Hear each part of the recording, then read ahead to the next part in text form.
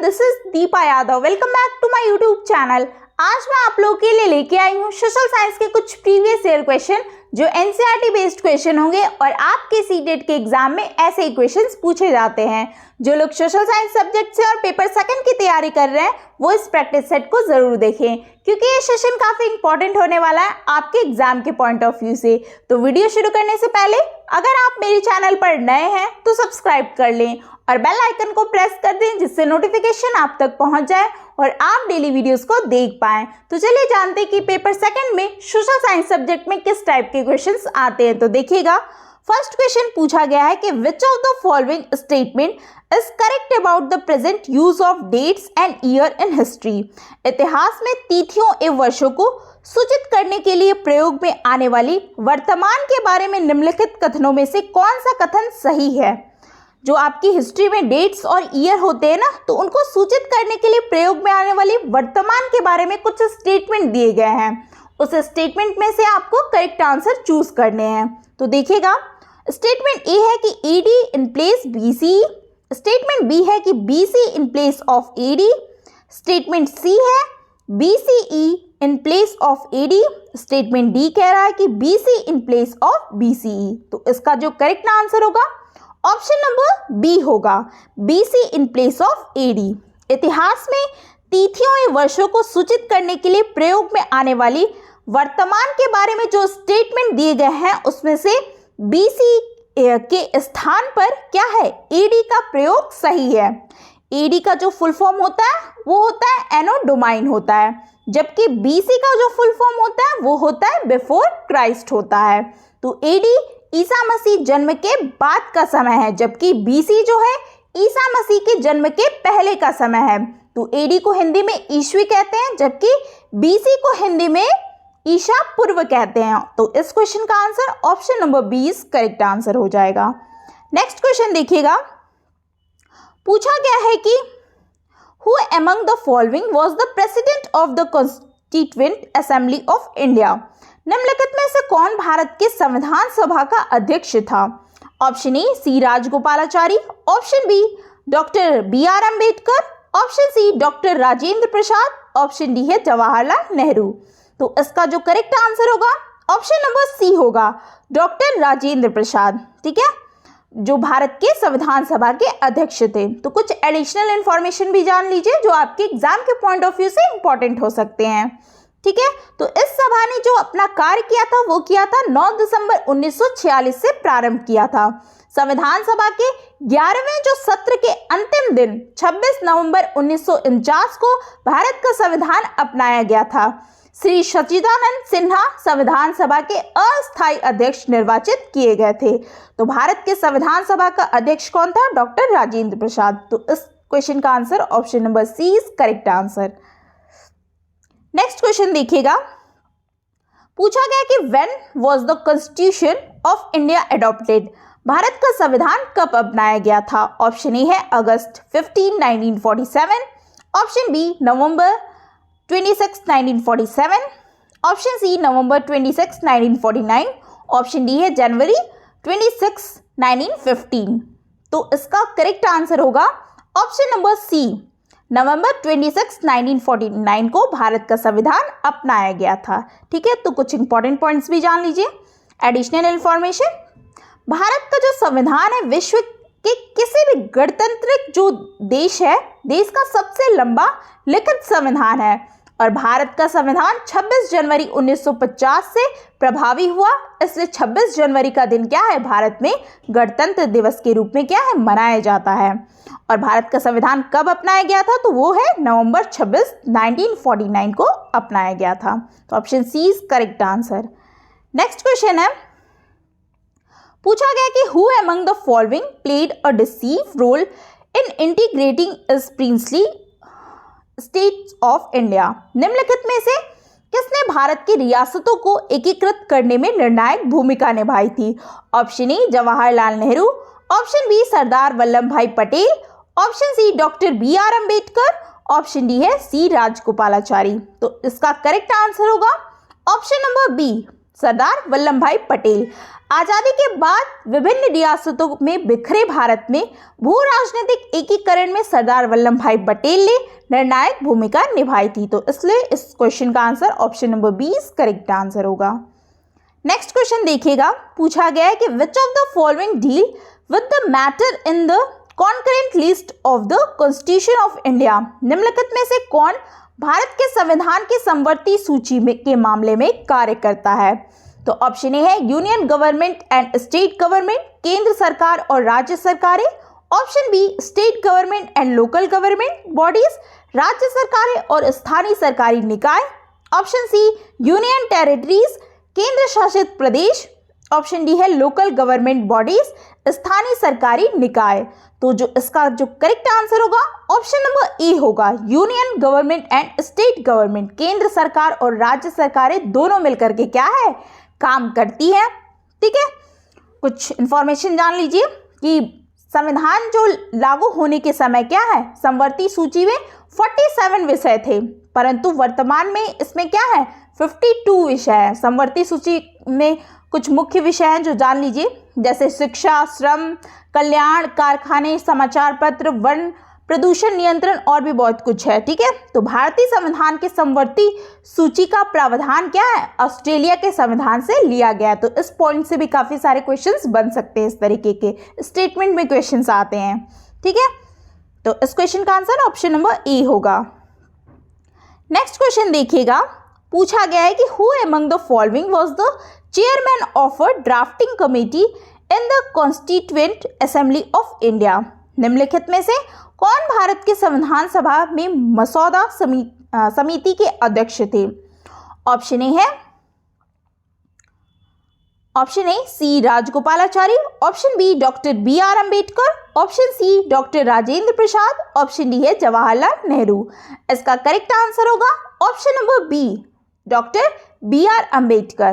ठीक है, doctor B R. Ambedkar 29 अगस्त 1947 से 24 जनवरी 1950 तक भारत के संविधान सभा में जो मसौदा समिति के अध्यक्ष थे। ठीक है, तो इसलिए ऑप्शन 20 क्या करेक्ट आंसर हो जाएगा। नेक्स्ट क्वेश्चन देखिएगा, पूछा गया है कि in the 18th century under whom did Bengal gradually break away from the Mughal control. 18वीं सदी में किसके नेतृत्व में बंगाल धीरे धीरे मुगल नियंत्रण से अलग हो गया। Option A Murshid Quli Khan, option B Nadir Shah, option C Ali Vardi Khan और ऑप्शन डी है बुरहान उल मुल्क। ये अली वर्दी खान होगा। ठीक है, तो इसका जो करेक्ट आंसर होगा ऑप्शन नंबर ए होगा, मुर्शीद कुली खान। ठीक है, जो भारतीय प्रांतों में संपन्नता की दृष्टि से क्या बंगाल का स्थान महत्वपूर्ण था उस टाइम। 1770 ईस्वी में बंगाल का सूबेदार जो था मुर्शीद कुली खान था। कौन था, मुर्शीद कुली खान था बंगाल का सूबेदार, उसे बनाया गया था। और मुर्शीद कुली खान ने अपनी राजधानी ढाका से मुर्शिदाबाद स्थानांतरित कर ली और मुर्शीद कुली खान के नेतृत्व में बंगाल मुगल क्या नियंत्रण से अलग हो गया। मुर्शीद कुली खान की मृत्यु के बाद उसका जो दामाद था शुआउद्दीन, वो क्या है बंगाल का नवाब बना था। तो इस क्वेश्चन का जो आंसर होगा option number A is correct answer. जो बंगाल को धीरे धीरे अपने मुगल नियंत्रण से अलग हो गया तो वो थे Murshid Quli Khan. Next question, which governor general declared that Awadh was being misgoverned and British rule was needed to ensure proper administration। किस गवर्नर जनरल ने अवध के ऊपर ब्रिटिश कानून आरोपित किया। तो इसका जो आरोपित किया ऑप्शन ए है Lord Ripon, option B Lord Canning, option C Lord Dalhousie, option D है लॉर्ड माउंटबेटन। तो इसका जो करेक्ट आंसर होगा ऑप्शन नंबर सी होगा, लॉर्ड डलहौजी। ठीक है, जनवरी 1848 ईस्वी में लॉर्ड डलहौजी को लॉर्ड हर्डिंग के स्थान पर भारत का गवर्नर जनरल बनाया गया और उसका प्रशासन चलाने का तरीका जो था वो साम्राज्यवाद से प्रेरित था। उनके काल में जो राज्य का विस्तार अपने चरम पर था, लॉर्ड डलहौजी को अर्ल ऑफ डलहौजी भी कहा जाता है। ठीक है, तो किस गवर्नर जनरल ने अवध के ऊपर ब्रिटिश कानून आरोपित किया था, तो वो है लॉर्ड डलहौजी के ऊपर आरोपित किया था। नेक्स्ट क्वेश्चन है, पूछा गया है कि which ruler of Kanpur called himself Peshwa, Kanpur के किस शासन ने खुद को पेशवा कहा है। ठीक है, तो ऑप्शन ए है Nana Sahib, option B Bajirao first, option C Bajirao second, option D Bahadur Shah Zafar. इसका जो करेक्ट आंसर होगा ऑप्शन नंबर ए होगा नाना साहेब। नाना साहेब का जो मूल नाम था वो था धोंदूपंत। ठीक है, ये कभी कभी पूछता है कि नाना साहब का मूल नाम क्या था, तो उनका नाम था धोंदूपंत। ठीक है, धोंदूपंत। और इनका जो जन्म हुआ था वो 19 मई 1824 में बिठूर में हुआ था। पेशवा बाजीराव द्वितीय ने नाना साहेब को अपना क्या दत्तक पुत्र स्वीकार किया था और पेशवा के 28 जनवरी 1851 में निधन के पश्चात नाना साहेब ने खुद को क्या है पेशवा घोषित किया था। तो इस क्वेश्चन का आंसर ऑप्शन नंबर ए है। कानपुर के किस शासन को खुद को पेशवा कहा, तो वो थे नाना साहेब ने। नेक्स्ट क्वेश्चन है, पूछा गया कि the best methodology to teach the theme factory would be, कारखाने के विषय में पढ़ाने के लिए सबसे उपयोगी विधि क्या है। तो ये पेडागोजी वाले क्वेश्चंस आ गए। ठीक है, तो देखिएगा, ऑप्शन ए है कि टू नरेट अ स्टोरी, एक कहानी सुनाना, ऑप्शन बी की to invite a resource person, किसी विशेषज्ञ को निमंत्रित करना, स्टेटमेंट सी है कि to organise a visit to an industrial plant, किसी औद्योगिक कारखाने की यात्रा आयोजित करना, ऑप्शन डी है कि to screen a documentary film, एक डॉक्यूमेंट्री फिल्म दिखाना। तो इसका जो करेक्ट आंसर होगा ऑप्शन नंबर सी होगा, to organise a visit to an industrial plant, किसी औद्योगिक कारखाने की क्या है यात्रा आयोजित करना। कारखाने के विषय को पढ़ाने की सबसे जो उपयोगी विधि होगी किसी औद्योगिक कारखाने की क्या है यात्रा होगी।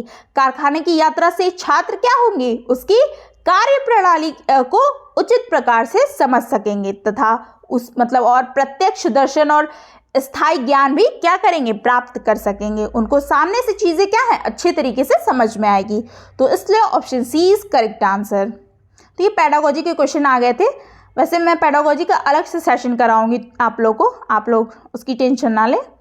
नेक्स्ट क्वेश्चन देखिएगा, पूछा गया है कि व्हाट इज एडुसेट, क्या है व्हाट इज एडुसेट, एडुसेट से क्या अभिप्राय है।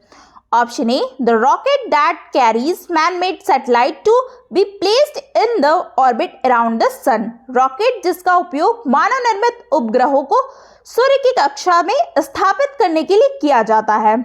ऑप्शन बी है कि a newly discovered planet in the solar system, सौर मंडल में खोजा गया एक नया ग्रह। Option C an asteroid found between the orbits of Mars and Jupiter, एक क्षुद्र ग्रह को जो मंगल और बृहस्पति की कक्षाओं के बीच पाया जाता है। ऑप्शन डी अ मैन मेड इंडियन सैटेलाइट, एक मानव निर्मित भारतीय उपग्रह है। तो इसका जो आंसर होगा ऑप्शन नंबर डी होगा। ये क्या है EDUSAT, a man made Indian satellite, एक मानव निर्मित भारतीय उपग्रह है जो जीसैट-3, ठीक है, जीसैट-3 भारतीय अंतरिक्ष संगठन द्वारा 20 सितंबर 2004 में स्थापित एक कृत्रिम उपग्रह है जिसे एडुसेट के नाम से भी क्या है जाना जाता है। और इसका प्रक्षेपण शिक्षण सेवा प्रदान करने के उद्देश्य से किया गया है और यह पहला समर्पित शिक्षा उपग्रह एजुकेशनल सैटेलाइट है। ठीक है, तो इस क्वेश्चन का आंसर ऑप्शन नंबर डी होगा। नेक्स्ट क्वेश्चन देखिएगा, पूछा गया है कि the verses and ideas of which one of the following personalities have been preserved in Panchvani and Bijak, Panchvani और बिजक जो है ये बीजक दिया है इसमें। ठीक है, हिंदी में पंचवानी और बिजक में निम्नलिखित में से किस महान हस्ती के छंद और विचारों को संरक्षित किया गया है। तो ऑप्शन ए है Mirabai, option B Kabir, option C Guru Nanak, option D है रविदास। इसका जो करेक्ट आंसर होगा ऑप्शन नंबर बी होगा कबीर। कबीर का जो जन्म हुआ था 1398 ईस्वी में वाराणसी उत्तर प्रदेश में हुआ था और उनकी मृत्यु 1494 ईस्वी में मगहर उत्तर प्रदेश में हुआ उनकी मृत्यु।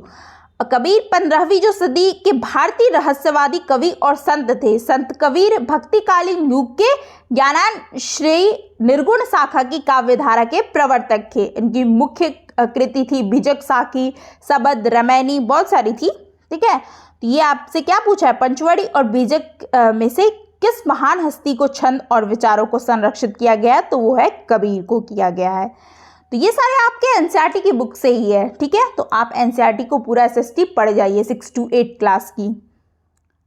नेक्स्ट क्वेश्चन है, पूछा गया कि the moral painting from Ellora caves which show Vishnu and Narasimha the man lion is a work of which period. Ellora की गुफा का भित्ति चित्र क्या है, भित्ति चित्र जिसमें विष्णु को नरसिंह अर्थात पुरुष सिंह के रूप में दिखाया गया है, किस काल की कृति है, तो ये आपको बताना है। Option A Gujjar Pratihara period, option B Rashtrakuta period, option C Chalukya period और ऑप्शन डी है गुप्ता पीरियड। तो इसका जो करेक्ट आंसर होगा ऑप्शन नंबर बी होगा, राष्ट्रकूट पीरियड होगा। ठीक है, एलोरा की जो गुफा है भित्ति चित्र में विष्णु को नरसिंह अवतार में दिखाया गया है। राष्ट्रकूट काल में क्या है, कई राजा अध्ययन और कला के प्रति क्या है समर्पित थे और राष्ट्रकूट काल में एलोरा में चट्टान को काट करके कैलाशनाथ मंदिर का निर्माण किया गया था। इसके अलावा भी एलोरा की गुफा में भित्ति चित्र, एलिफेंटा की गुफाएं में मूर्ति कला और भी चीज़ों का क्या है निर्माण कराया गया था और ये सभी जो है यूनेस्को की वर्ल्ड हेरिटेज साइट में भी शामिल है। ठीक, तो इस क्वेश्चन का आंसर ऑप्शन नंबर बी होगा, राष्ट्रकूट काल में हुआ था, इस काल कृति है ये।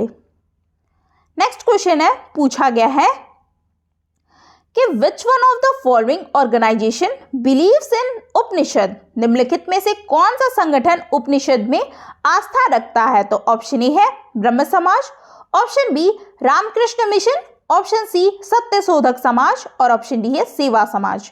जो इसका करेक्ट आंसर होगा ऑप्शन नंबर ए होगा, ब्रह्म समाज। ठीक है, ब्रह्म समाज जो है हिंदू धर्म से संबंधित प्रथम धर्म सुधार आंदोलन था और इसका संस्थापक कौन थे, राजा राम मोहन राय थे, जिन्होंने 20 अगस्त 1828 ईस्वी में इसकी स्थापना कलकत्ता मतलब वर्तमान में कोलकाता कहते हैं ना उसको में की थी। ब्रह्म समाज उपनिषद में क्या है आस्था रखता है। ठीक है, तो कौन सा संगठन उपनिषद में आस्था रखता है, तो वो है ब्रह्म समाज। तो option A is correct answer. Next question देखिएगा, पूछा गया कि which of the following should be considered while developing evolution और procedure as per the right of children to free and compulsory education act 2009। निम्नलिखित में से किस पर बच्चों को मुफ्त में और अनिवार्य शिक्षा का अधिकार अधिनियम 2009 के अनुसार मूल्यांकन क्रिया विधियों के विकास के समय जो विचार किया जाना चाहिए, ये आपके सारे स्टेटमेंट दिए गए हैं, देखिएगा। हेल्प स्टूडेंट दिया गया है, ए पढ़िएगा कि help student to develop understanding of knowledge based on continuous and comprehensive evolution, मतलब कि निरंतर और व्यापक मूल्यांकन पर आधारित ज्ञान के समक्ष मतलब कि बोध को विकसित करने में विद्यार्थियों को सबल बनाना। बी है enable student to apply knowledge they acquired through continuous and comprehensive evolution, निरंतर एवं व्यापक मूल्यांकन के माध्यम से अर्जित ज्ञान का अनुप्रयोग करने में विद्यार्थी को सबल बनाना।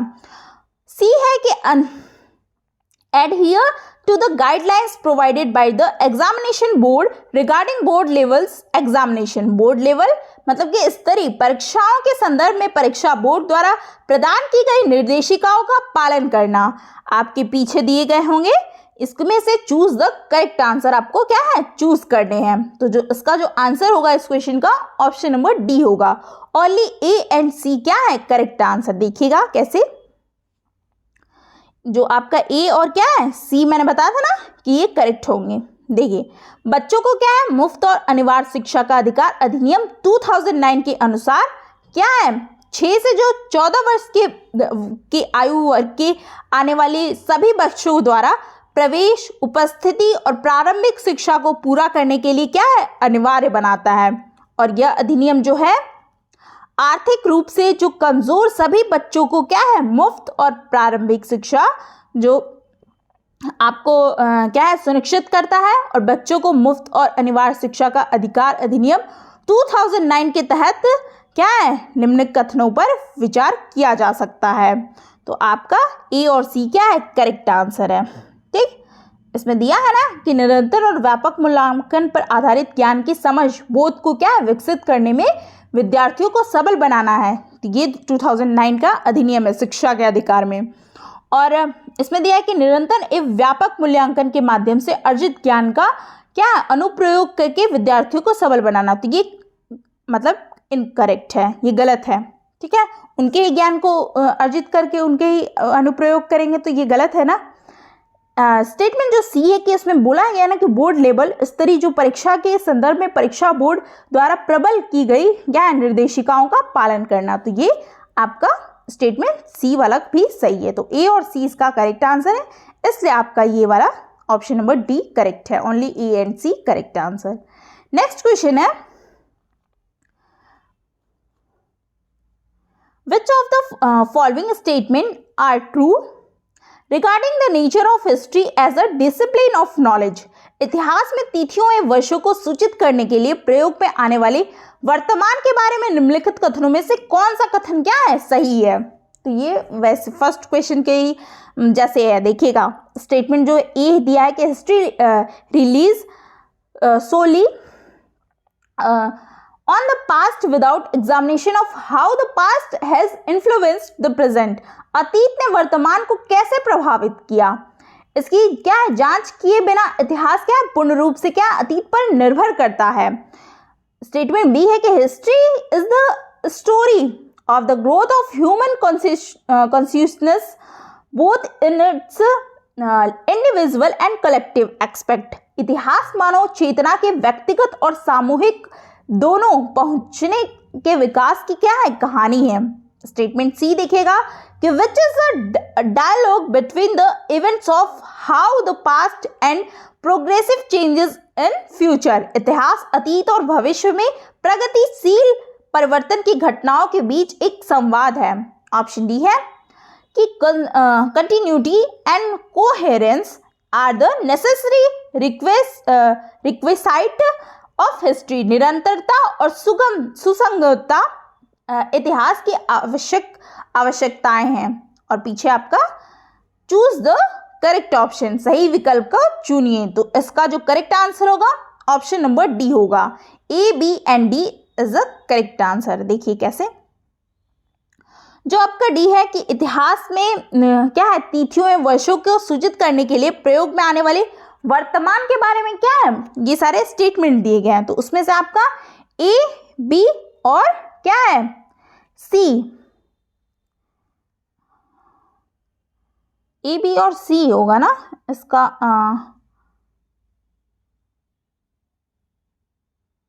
ए बी और सी इसका आंसर होगा।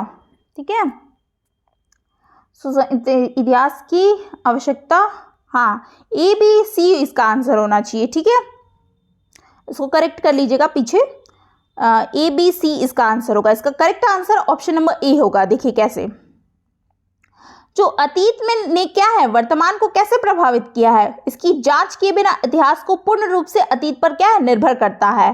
तो ये स्टेटमेंट क्या है, सही है। और ये बी वाला जो स्टेटमेंट है कि history is the story of the growth of human consciousness both in its individual and collective aspect. इतिहास मानव चेतना के व्यक्तिगत और सामूहिक दोनों पहुंचने में विकास की कहानी है। ठीक है, तो ये भी स्टेटमेंट क्या है, सही है। और ऑप्शन नंबर सी जो है दिया गया है कि history is a dialogue between the events of how the past and progressive changes in future. इतिहास अतीत और भविष्य में प्रगतिशील परिवर्तनों की घटनाओं के बीच एक संवाद है। नहीं, तो ये क्या है, गलत हो जाएगा। ये ऐसा कुछ नहीं कि अतीत और भविष्य में क्या प्रगतिशील परिवर्तन की घटनाओं के बीच क्या एक संवाद है, तो ऐसा कुछ नहीं, ये स्टेटमेंट गलत हो जाएगा। इसीलिए आपका ए बी और डी स्टेटमेंट सही था। Continuity and coherence are the necessary requisite of history, निरंतरता और सुसंगतता जो है इतिहास की आवश्यकताएं हैं। तो इसलिए आपका ये करेक्ट है स्टेटमेंट, इसलिए आपका आंसर हो जाएगा ऑप्शन नंबर डी ही। ए, बी और डी क्या है, इस क्वेश्चन का आंसर करेक्ट है। ठीक है, तो पहले जो मैंने ए बताया था वो गलत कर लीजिएगा, मैं थोड़ा सा कंफ्यूज हो गई थी इस पर। ठीक है, तो इतने ही क्वेश्चंस थे। ठीक है, आज का सेशन यहीं पे कंप्लीट होता है, आज के प्रैक्टिस सेट का। आपको अगर कोई भी डाउट है इस क्वेश्चन से रिलेटेड, हाँ इस प्रैक्टिस सेट से रिलेटेड क्वेश्चन आपको नहीं समझ में आया है, आप ज़रूर कमेंट करिए और अपना फीडबैक ज़रूर दीजिए। आप मेरे को सपोर्ट करिए, मैं आपके लिए एक अच्छा कंटेंट तैयार करके लाऊं, इसी तरीके से आपको पढ़ाते रहूं। आई होप आपको वीडियो अच्छी लगी हो तो लाइक करें, चैनल को सब्सक्राइब करें और वीडियो को शेयर ज़रूर करें। तो मिलते हैं फिर कुछ ऐसे ही बेहतर क्वेश्चंस के साथ। बेहतरीन से बेहतरीन क्वेश्चन मैं आपके लिए बनाते रहूँगी और आपके सीटेट में एक अच्छा मार्क्स आए उसके लिए मैं मेहनत करती रहूँगी और आपको उस पर क्या है अमल होना है। और आप मेरी जो भी है प्लेलिस्ट उसको ज़रूर देखिए, मेरे चैनल पे जाके मैंने प्लेलिस्ट वगैरह बना दी है। तो सीटेट का जो मैंने सेकंड पेपर आप लोगों को करवाने का जिम्मा लिया है उसको मैं ज़रूर पूरा करूँगी। तो ठीक है, मिलते हैं फिर नेक्स्ट वीडियो में। Thanks for watching.